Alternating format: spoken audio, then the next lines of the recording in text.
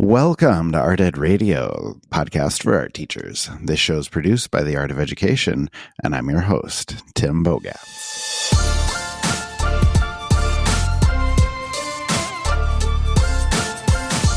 All right, welcome back to the podcast. Welcome back from break, everyone. I'm pretty sure almost everyone I know started back to school yesterday, and we're excited to come through with the Mailbag podcast, the first one of 2025. Amanda Heyn is joining me. Amanda, how are you? I am great. I'm fine.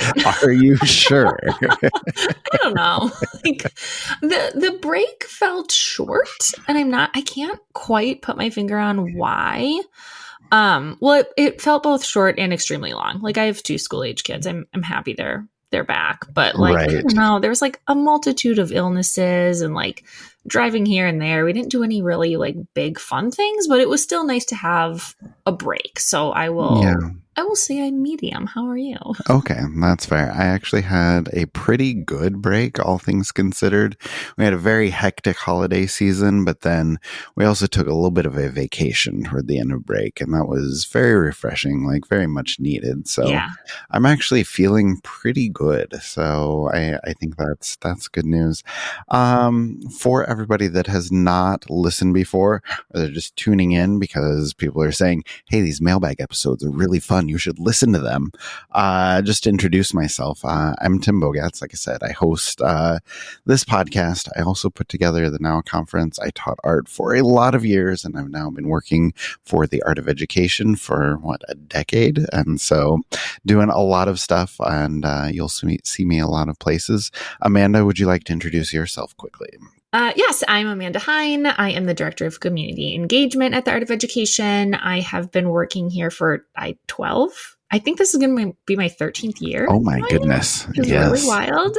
So since the beginning, basically. And previous to that, I taught elementary art. So I oversee the conference and all of our media stuff and our new community, the Art of Ed community, which has been so fun.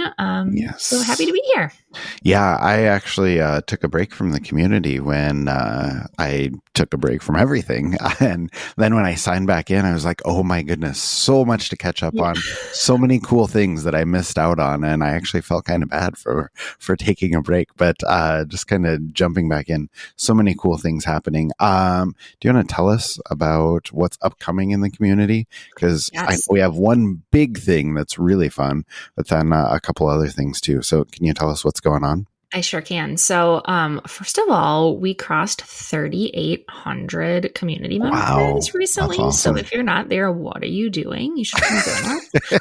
It's a lot of fun, obviously. You can join by going to community.theartofeducation.edu. And from there you can join. You can also, if you have an AUU account, you'll see a little tile that you can click to join. So multiple ways to come in there. It's free to join. We have coming up on Thursday, January 9th. So just in a couple days. 2 days from now, if you're listening to this podcast on release day. Sorry to jump in. I'm just excited about this. It is our art club meeting. And so this is our monthly get together where you can come and hang out. Tim and I are hosting for the first time. So we're excited about that. We're going to be doing something called Delightful Doodles, which is an activity that hopefully will be delightful for you. And then you can bring it back to your students for a cool activity to do in your classroom. And usually we give away one prize every art club. But since Tim and I are hosting, and really since I'm hosting, we're going to be doing more than one prize. So a little Now teaser as well, a little Now conference teaser. So come and check that out. Also on January 22nd, which is a Wednesday, we have a second event for January. And that is our pop-up studio, which is more kind of just come hang out, make art. So come make whatever you want to, come chat, keep your camera on, turn your camera off, whatever you want. Those have been really fun lately. So if you're looking for someone to hold you accountable, have an art buddy, you can come and just come hang out and make art with us. And then there's also another exciting thing happening in the community, which is the Now conference space is open. So if you've attended a Now conference before, if you're unfamiliar, this is our biannual online conference worth 15 PD hours, tons of fun, tons of prizes there as well. But if you've been to that event before, like there's a really amazing energy there, and then it kind of has nowhere to go. And so now with this new Now space in the community, like this is where all the energy can continue to flourish after the event. But we thought it would be fun to open up the space ahead of the event so you could come in. If you are attending the conference, you can join the space. And if you are not attending the conference and you just want to learn more about it. Yeah, see what it's all about or ask any questions about it or whatever. Yes. Amanda and I, the hosts of the event, will be in there. Yep. And you'll see some presenters in there, and you will see a bunch of people who have attended previous conferences. And so you'll have a lot of perspectives on what's going to be coming. And like you said, Amanda, a lot of excitement there as well. Yes, so we're excited about that. So lots of exciting stuff happening. And of course, we have daily poll questions. You can come in there and ask your questions that you want answered. That's our favorite thing to happen in the community. So come on in, check it out, come hang. It's a great time. Yes, it is. And like I said, I enjoy just going through, seeing the discussion, seeing what people are asking about, seeing what people are talking about. And it's a very cool space to, I guess, feel supported as an art teacher and feel part of something. And I think those are very valuable feelings. So it's a good place to be. So, all right, Amanda, anything else you want to cover? Anything else you want to talk about before we dive into the questions? I do have one thing I need to talk about. Okay. So generally we start with a story time, and I would like to tell everybody about the best holiday present I received. Okay. Yes. Okay. So Tim knows this, but my husband, like 2 weeks before Christmas, all of a sudden started mysteriously disappearing to the basement. And he was like, I'm working on your Christmas present. And I was like, what? Well, and I was very curious about this. Like you had told me, and I was like, wait, are there tools running? Like, is he building something? Right. Like what's going on? Totally silent. And like a couple times he came in with like crinkly bags that he was like, I need to put this downstairs. Like, don't lock. I was like, what are you doing down there? And so the kids got really invested too, because he wasn't telling anybody about what he was making. And last year he got into crochet, like those little crochet animals and stuff. And he like designed his own, and I was like, maybe it's crochet. And the kids were like, no, we asked Dad, it's not crochet. I was like, then what is he doing? And so Christmas morning came, and I opened this present, and I've never laughed harder in my entire life. I'm going to show it to Tim because he will know the context, and then I will explain it to you. And maybe I'll post this on Instagram the day that the episode drops. Can you see it? Okay, so what this is it's a cross stitch, and it's a cross stitch of a cardinal, and on the cross stitch it says world's worst bird. Also, Toby designed this. Like, he made up this whole thing, and then he cross-stitched it perfectly. And this is because for the past 3 years, a cardinal has been ruining my life. Like, I cannot overstate how much I hate this bird, because it just bangs into our window constantly. And what I have learned is, like, this is bird behavior. It's fighting its reflection. It's an adolescent cardinal. But like, the extent to which this particular cardinal is taking this action is like unknown to anyone. I have I have reached out to the DNR. I have reached out to the Madison Wildlife Society, and I'm just like, what should I do? And they're like, oh, like, that's really interesting. Like, usually these birds don't do that in the winter. Like, usually it's a spring thing. No, like around this mating bird season. is nonstop. This bird, my mom listens to the podcast. I even called her and I was like, are you okay? Because like a red cardinal is her symbol for like my grandma who's passed away. And I was like, are you fine? Like, does somebody have a health issue? Like, is this grandma banging on our windows? Anyway, we had We looked insane. I had printed out pictures of random strangers, posted those in the window. I'm like, maybe it will be scared of people. No. Printed out pictures of owls, put those in the windows. No. Like, put like painter's tape strips, because they were like, well, if it looks like it's going to fly into bars, like it won't hit the window. No, like this bird was Bird has a psychotic. singular obsession with running into your window. It was leaving bits of its body on the window. It's just like, I would text Toby like every day, like, I'm going to cry, like, I'm going to murder this bird. Like, I like animals, but like, I can't. This. Anyway, so he decided to commemorate this bird in the most beautiful cross stitch for me. And it has a googly eye, which I was really just going to ask. I was going to ask if you could hold that up again. I wanted to see the googly eye because the combination of cross stitch and googly eye is impeccable. It just really captures this bird's like inner struggle, I think. So anyway, like, knock on all the wood in the world, the bird has come only a few times. It used to be every day, all day long, which is when I would have to wear earplugs. Maybe it's growing out of it. I don't know. I think it might be growing out of it. It might have so much brain damage that it doesn't remember where the other quote unquote bird it was fighting was. We did put up like a permanent frosted goodness. window. Like on the window that it would normally start on, because then we have like brass plates outside. I don't even know if I've told you this. We have like brass plates on the outside of our front door, like the door kick or whatever they call it. Mm-hmm. It would fight its reflection in those. Like I was constantly covering those with like press and seal because they're not shiny. Really, really. Anyway, I cried laughing. I was hyperventilating. It was the best present I've ever received to date from anyone. It is very nicely framed as well. Is that going to hang up somewhere? Oh yeah. I'm trying to like. I had it in the living room, but then I was like, but this is my personal artwork. So like. Yeah. Maybe I'll put it in my office. I was going to say, just don't hang it where the bird can see it because you never know what You're right. might start up again. It'll come and fight it. That's inviting him back, and he is definitively unwelcome. That's fair. That's fair. So, anyway, yeah, that is an amazing gift. I love it. Love it. All right, let's go ahead and transition here into the questions we received. Amanda, would you like to do your official honors? Yes, please. Let's go ahead and open up the mailbag.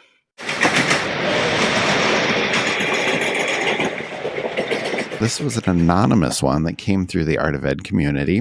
And the question says, I received 0 gifts from any of my students this year. I've received less things each of the past few years. Is that the case with everyone else? I don't expect a million gifts, but when I don't even get a single thank you or any acknowledgement, I feel really discouraged. What do you think about this? Am I just being dramatic? And let me just say, this is an excellent question. Yes, I love this question. Okay, and I'm very glad that we brought it up because I wanted to kind of gauge this. So I just texted a few of my teacher friends like, hey, did you get fewer gifts this year than you? And everyone is responding in all caps, yes, and so I really feel like anytime you bring this up with teachers, they're like, oh my goodness, I'm so glad somebody said it. And so I think this is an issue that teachers want to talk about. So I'm glad we wrote that in. And I was going to say, between those texts, other conversations I've had, I would say there are definitely fewer gifts being given. Teachers are receiving a lot fewer gifts. And obviously, I don't know all of the reasons for this, but I think, just the past 4 or 5 years post-COVID, like just fewer things being given out. People aren't giving as much. And honestly, I know a lot of people are struggling right now. Like we got gifts for all of my kids' teachers, and even just small things because they have so many teachers, like that adds up to a lot of money. It adds up very quickly, and I know there are a ton of families that just can't afford to do that. Like the economy is super tough right now. People don't have extra money to be spending on gifts, and I don't know. I think just it was a lot of effort too, and Yeah. so that seemed like a lot for me. So I can see a lot of reasons that people are not giving. But I would say, honestly, the thing to keep in mind, like, no, you're not being dramatic. Yes, it's normal to want to feel appreciated. And I would just say that it's not a reflection on your teaching. If you're getting No, fewer absolutely not. things at holiday time, it doesn't have anything to do with who you are or what you're doing in your classroom or what kind of a teacher you are. The extenuating circumstances really override that. And so I'd say it's okay to feel disappointed, but don't feel like it's any reflection on yourself or your teaching. So Mhm. Amanda, thoughts on any of that? Yeah, I mean, I agree. I just said I'm a former teacher, right? And I really love gifts. We just heard also that.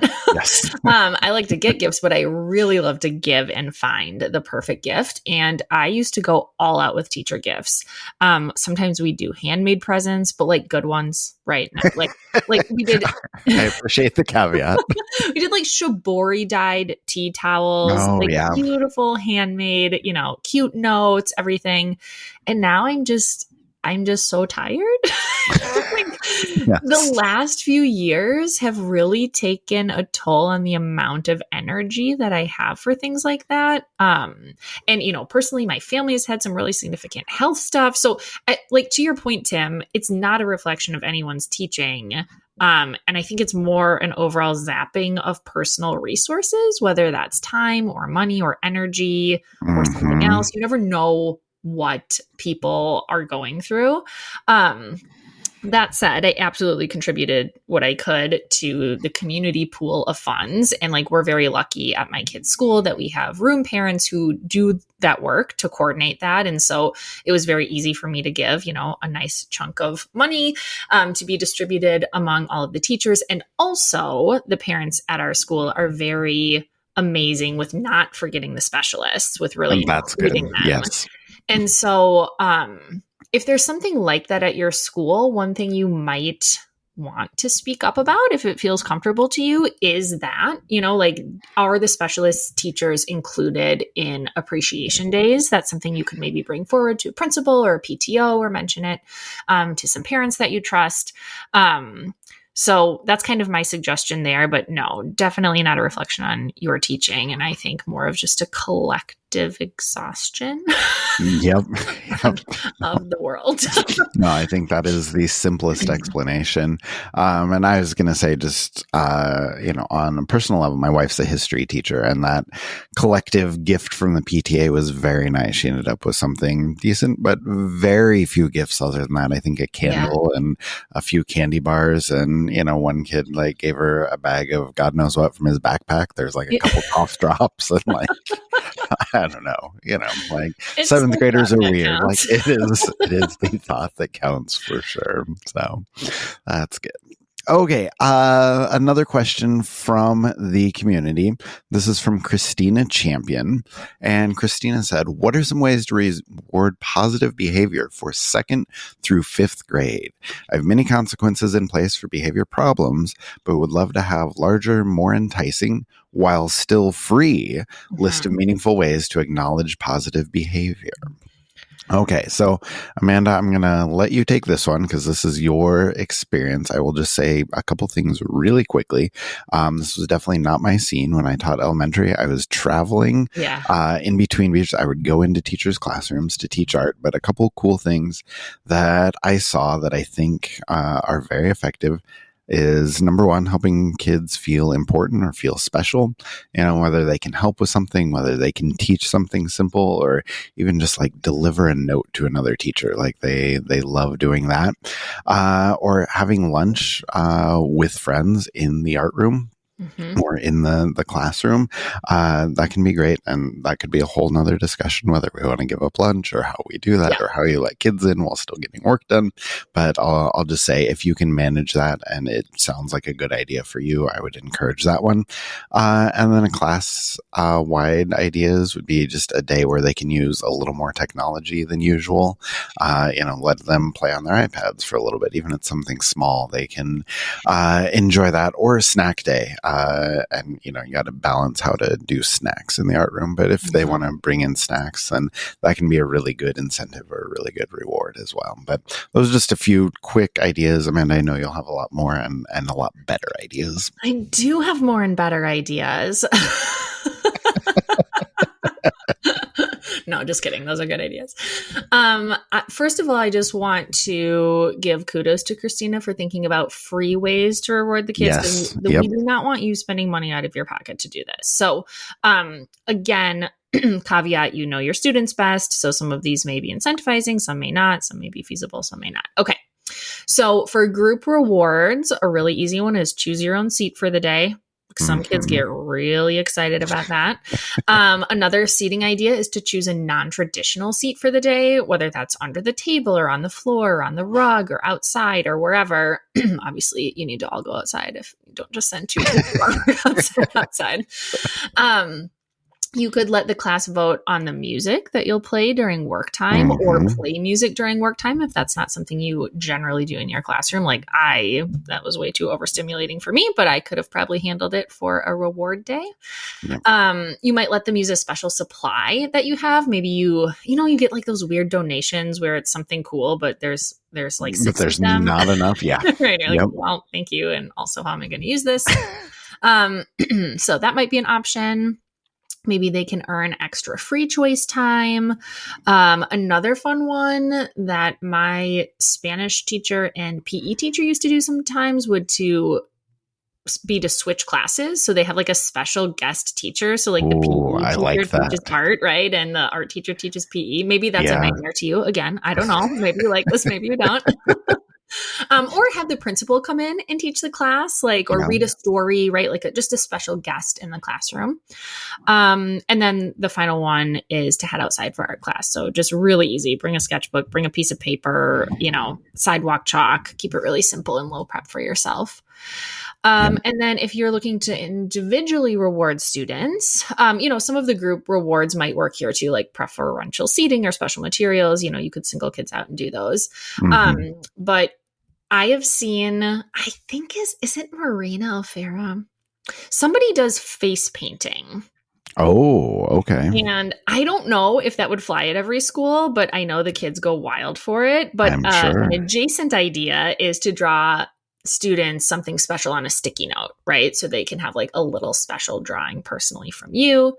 I've also seen recently a few teachers on my local Buy Nothing group on Facebook asking for little trinkets for their classroom treasure boxes. Oh, yeah. And people are very happy to clean out their junk for teachers. In fact, one of my kids had a teacher and it was like every month, if you did, these X things for your grammar book or whatever, you got to pick out of the treasure box, and the treasure box was filled with things from her own house, like junk from her own house. My goodness. Just like the most random, like, I don't need this ice cream scoop anymore. Like, I don't need the kids thought it was the funniest, best thing ever, which I think is really fun.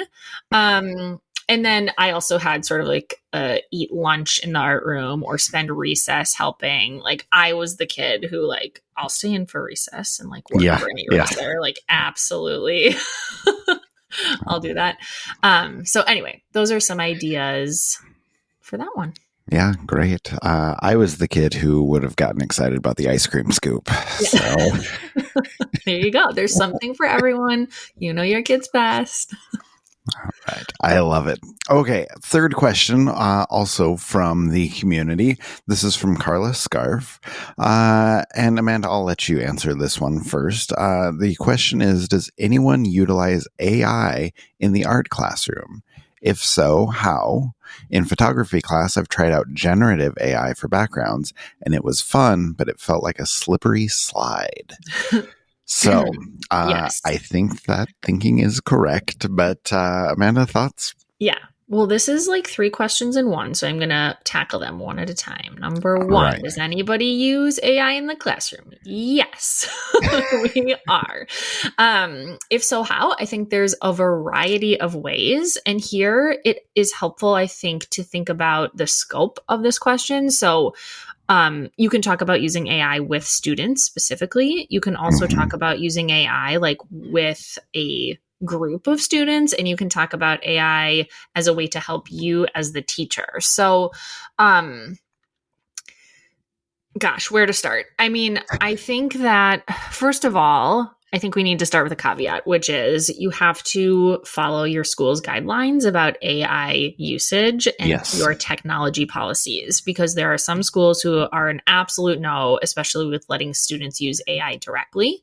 And there's lots of different thoughts out there about plagiarism and intellectual integrity and all of that. So if you're unfamiliar with AI, I would suggest that you start by just playing around with it and kind of seeing what it can do. And we have some really good articles on the AUU website to help with that. So if you're just getting started, there's a really great one by Josh Krosniak called AI-Based Platforms, Benefits and Challenges for the Modern Art Room, which we can link to in the show notes. Yes. And then we also have two different articles by Kyle Wood. One is called Discover How to Teach Responsible Artificial Intelligence Use in the Art Room.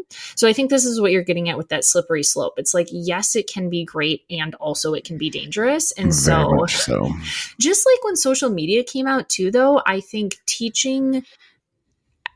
running away from it completely is not the best approach. I think teaching kids how to use it responsibly is where I would definitely be heading if I was in the art room right now. And so that article can be really helpful if you're thinking about those things.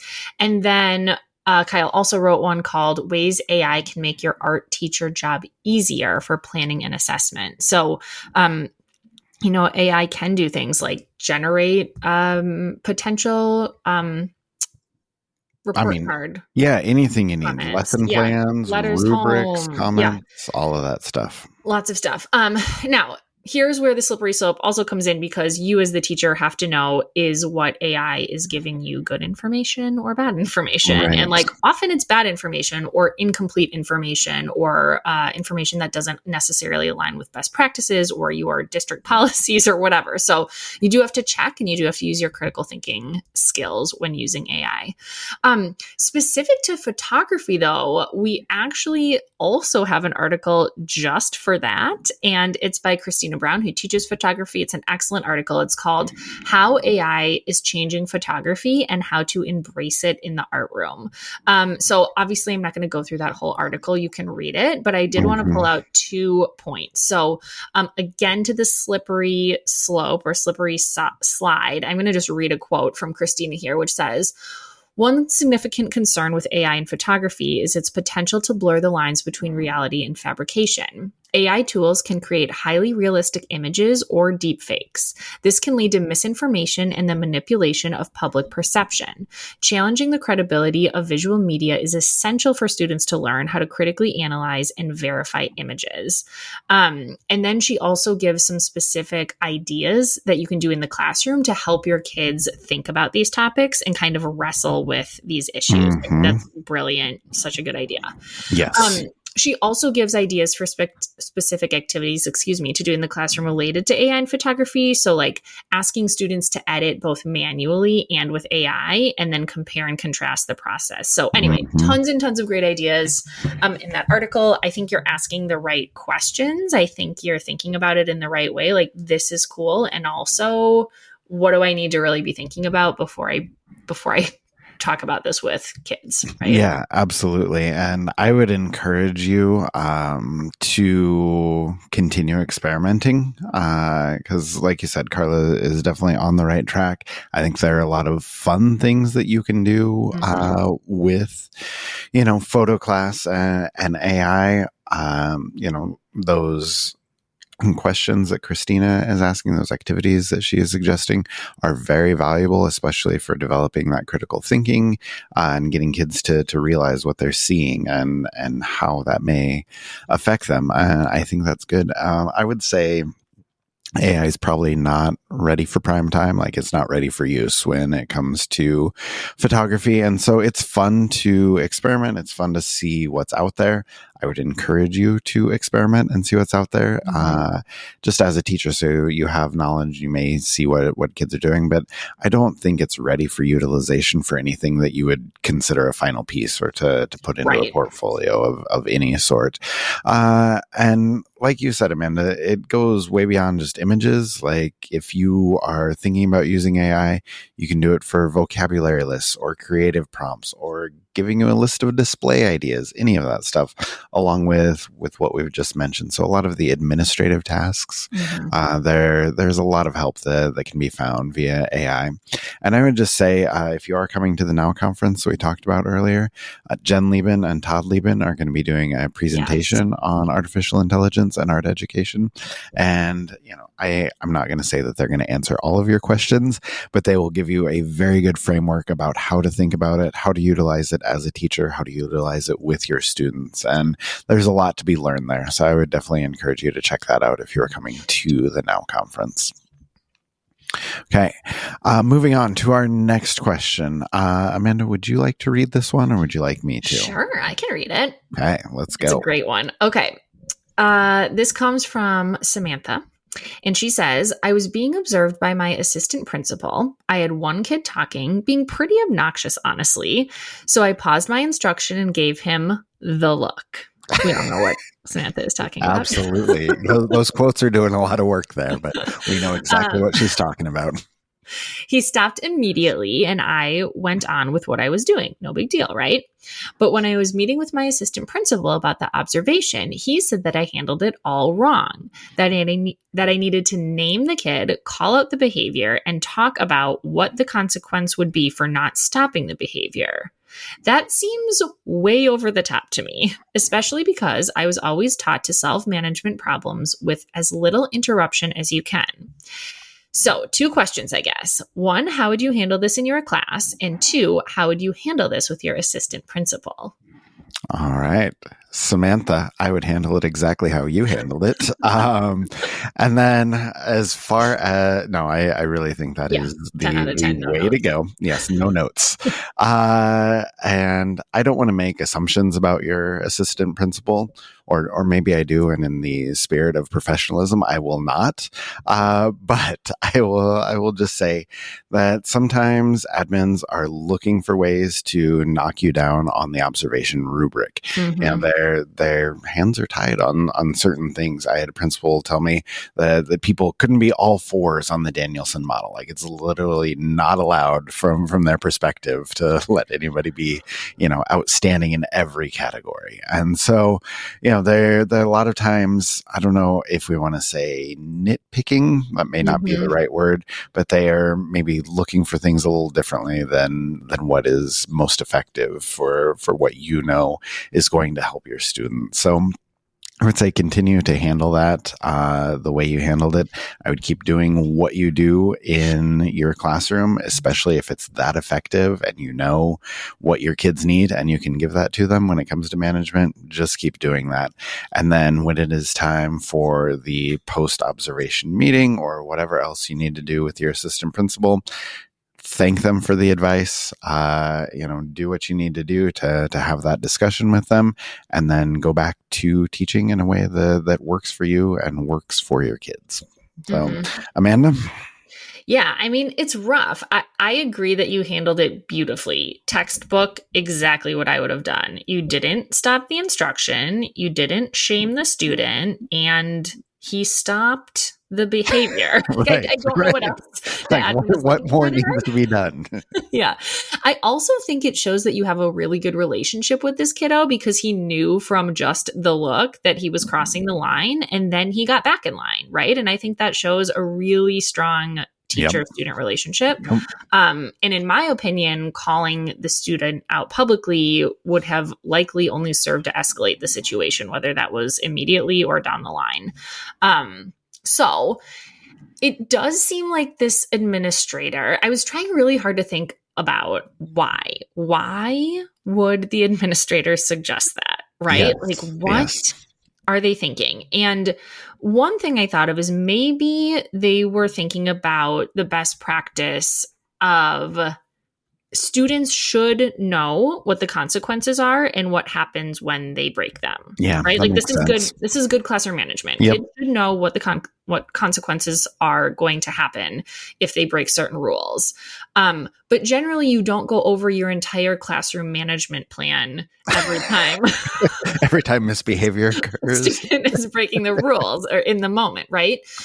So if you do want to go back and not necessarily counter your admin's perspective, but like have that discussion with them, you might just explain that your kids do know this information because you have been proactive about it, which in Yes, my that's a mind good point. is always the best classroom management plan. So you might talk about, how you taught those rules and routines and procedures up front or at the beginning of the semester, how you remind them about those throughout the semester, and that it isn't generally your practice to do that in the moment. Another thing that might be helpful, because the reality is this this administrator might be coming in and looking for you to have changed things. Like, I don't know how that involved they are. I don't know how many observations you have, but posting that information can also be great because the admin can then see that the kids, that it's posted in your room and the kids are aware of it. So, I find that to be a best practice as well, of posting, the classroom rules and then any consequences that go along with those. So just some ideas of how you might sort of navigate that same conversation in the future, and maybe a little bit where your admin was coming from. But again, never have I heard that it's best practice to recite your entire classroom management plan every time. You would get nothing else done. So. Yeah, very true. Very true. So cool. No, that's a great answer, Amanda. So thank you. Would you like to read oh my gosh, it is the final question already. Would you like to read the final question, Amanda? I really just have the final countdown playing in my head. Okay, I won't sing for you. All right, the final question is, thank you so much for the podcast and everything you do. I'm a second-year teacher who has learned so much. I've listened to like 200 episodes, so only 250 more to go, LOL. So far, I love this question. Okay, here's the question. I teach elementary art and I still haven't figured out a good way to deal with no-name papers. Do you have an easy solution for me? Or I guess even a not so easy solution. Any help would be appreciated. And this is from Harper. So thank you, Harper. Yeah, well, I appreciate the compliments. I appreciate that you're listening, Harper. So thank you for that. I have a 3-step plan for you that works well. I think you just start every single project with putting your name on the back of the paper first. Yes. Okay. And in my notes for the show, I put that in all caps and raised the font a few things. So just imagine me yelling that at you. Nicely. Yes. The kids really need to put their name on there first. And then I have them check it with a friend. So, just look over to see that your neighbor has their name on. The neighbor can check and make sure you have your name on. And in my experience, that eliminates a huge number of the no-name issues. So put their name on it first, check it with a friend, and then if you're able to organize it on your end by class, I think that can be super helpful. But step 3 is just having a specific place for no-name papers. So if they miss the name first, and if they miss checking it with their friend and there's still no name on it. Some kids will. Right. I mean, as foolproof as we love to think our plans are, kids are still kids. Yep. And so if you have a box that says no name papers and maybe a couple exclamation points and some decorations to make it look a little more fun, then I think that's good. And kids can look in there for any papers that maybe don't have their name on them. But if they're all in one place, it's going to save you a lot of headaches. So, Amanda, do you have an easy solution or even a not so easy solution? I just have some strategies that you could pick and choose from depending on what you want to do. So I agree, name is always the first step. And so that could look like, or that did look like in my elementary classroom, meeting the kids at the door saying, go find your seat, put your name on your paper, and then meet me at the carpet. So if I had a few extra minutes, I would put a paper, a blank, whatever we were using for that art project at their seat, and they would go and they would put their name on their paper, and then they could come and sit down. So a very visual clue and a physical movement, right, of what they needed to do. Same thing, you could do that when work time is starting. So maybe you start at the carpet, or you start at desks, but the paper isn't passed out. And then the first thing you do before you give any other directions, like you don't even tell them like what you're going to be doing. It's just go put your name on your paper and sit down, right? Yes. And raise Yes. your hand when you're done. And when I see everybody's hands raised, then we'll, pull together at a different table and I'll show you the first step of the project, or we'll pass out the supplies so you can get started. Like really make it so that there is nothing that they can do except put their name on their paper. Another thing I like to do, because again, even with those strategies, there would be some kids who do not have their name on their paper, right? And quite honestly, probably one of my own personal children. So another thing I like to do is, circulating the room during teaching time or during work time, is a best practice. And so I would check everybody's paper when I was going around, right? Just like visually do a visual check, get to a table, have the kids flip their paper over. Is your name on your paper? Great, right? Some teachers also use name stickers and just print a sheet of labels for each class. Now, obviously, that takes extra work and budget money. I don't know if I would personally use that in my own classroom, but I know it really works for some teachers, especially with kindergartners who may not come in being able to write their name. And in fact, with kindergartners, I often would write their name for them the first couple class periods because that was how I got to know their names. So, circulate and like write their name on the back of their paper so they could also witness what that looked like. And then the other, my other piece of advice is to have sort of a backup system. So like Tim said, the no name bucket. For me, every kid had a portfolio, which was literally just a 12 by 18 sheet of paper folded in half, decorated with their name. That was always our first project. And then all the papers go in there after class. So even if they didn't have their name on their paper, it would probably be in their portfolio, which did have their name on it. And so that was a really good system too. And now sometimes things were too big for that. But even if it stuck out of the sides, that was fine. It was just like an extra little catch-all for all of their work. And then I organized those by class. So anyway, a perennial problem. You are not the first teacher to have this problem. In fact, I would venture to say every teacher has this problem. So hopefully some of those ideas might work for you. Yeah, that is a good list of possible solutions. So now, Amanda, before we go, would you like to play this or that? Yes. Okay. Now, the last couple times we've done this, we've had themes. No theme today. The theme is just random stuff that I was thinking about that I wanted to ask you about. So, all right. So this or that, runny eggs or burnt bacon? Oh my God, burnt bacon. I like burnt bacon. Do you? I don't know if it's like... No, I'm talking burnt. Burnt, like... Yeah. Okay. Yeah, burn. Would you rather get a manicure or a pedicure? Oh, a manicure. Okay. I don't really like somebody touching my feet, but I like having sparkly nails. Okay. A boring book that you have to read all the way to the end, or a week's worth of Instagram scrolling with only people on your timeline that you hate?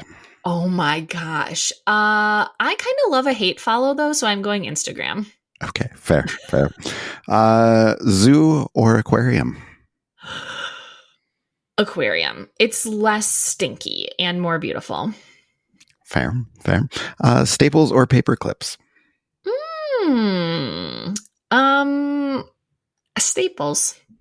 Okay, I thought you were going to go paper clips because we can get like rainbow, we can get glitter. Like there's a lot of variety there. There's something so satisfying. I was thinking about like I don't like to like fiddly like putting a paper clip on something is not my favorite activity, but like ka-chunking a stapler. That's good. And like ka-chunking a staple gun into a bulletin board is satisfying to me. Yeah. And you can get rainbow staples. I think you just aren't on the right part of the internet. I feel like that's opening up a whole different discussion about like most satisfying things to do in the art room, like cutting paper. Okay. That's going to be good. I'm going to note that for future reference. All right. And then finally, organized pantry or organized refrigerator? Ooh, pantry. The refrigerator is a lost cause for me, but the pantry is not. Did you do any organizing over break? I know Oh, like I this sure did is organize my pantry. I organized my spice cupboard. I organized my baking supplies. It was great. I love that task. all right. Very happy for you. All right. So I think that's all I have for you. So Amanda, Great. thank you again for playing a very random game of this or that. Thank you for answering all these questions and all of the advice. Appreciate it. And let's do it again next month. Okay, see you guys next time. Thanks to Amanda for another great mailbag episode. We will have a lot of links in the show notes, especially about AI and the articles that Amanda mentioned there. We also talked a lot today about the Art of Ed community, and honestly, if you're not there yet, we would love to have you with us. It is an amazing online space just for art teachers, and as Amanda said, we have almost 4,000 art teachers there.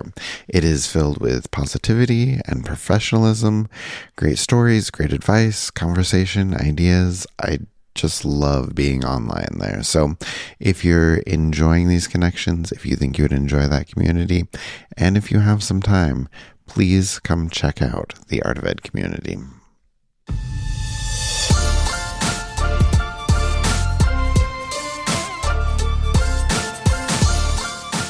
Art Ed Radio is produced by the Art of Education with audio engineering from Michael Crocker. Thank you for listening to this episode. Thank you for all of the episodes that you listen to. We hope you've enjoyed them. If you want to take a deeper dive into anything that we talked about, again, find those links in the show notes, or you can check out theartofeducation.edu for a ton of articles, resources, podcasts, other things that you need. Be sure to subscribe to Art Ed Radio so we can join you again. You can get the next mailbag at the beginning of next month. And if you love the show, please jump over to Apple Podcasts, Spotify, wherever you listen. Give us a 5-star rating, maybe even leave us a review. We appreciate all of them. And we will talk to you next week.